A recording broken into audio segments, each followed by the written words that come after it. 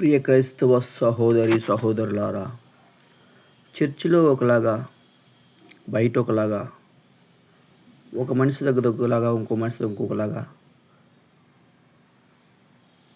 ఉంటున్నారు. అలా ఉండకూడదు. అందుకే మీకులాంటి వారి కోసం ఒక పాట కూడా ఉంటుంది. ముసలమ్మ ముచ్చట్లు కట్టి పట్టి, పరిశుద్ధ గ్రంథాన్ని చేత పట్టి, దీక్షతో నడుము కట్టి, వింటింట తలుపు తట్టి, ఏసయ్య ఊసే చెప్పమ్మా, ఊరకనే ఉంటే తప్పమ్మా.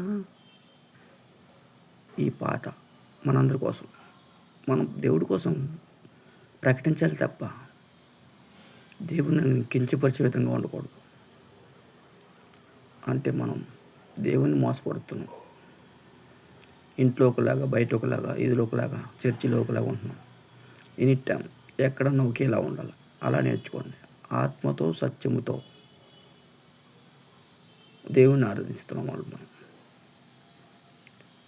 ఓకే, దేవుడు చూడగలడు, వినగలడు, అన్నీ తెలుసుకోగలడు. నువ్వు ఎక్కడున్నా సరే. అర్థమవుతుందా? ఎక్కడున్నా ఆయనకు తెలిసిపోద్ది. మన అంతరంగం ఎరిగిన దేవుడు మనం ఎలా ఉంటున్నాం చెప్పలేడా? గ్రహించలేడా? అన్ని దిక్కుల్లో ఒకలా ఉంటాం. నేర్చుకోండి, దేవుని వెంబడించండి.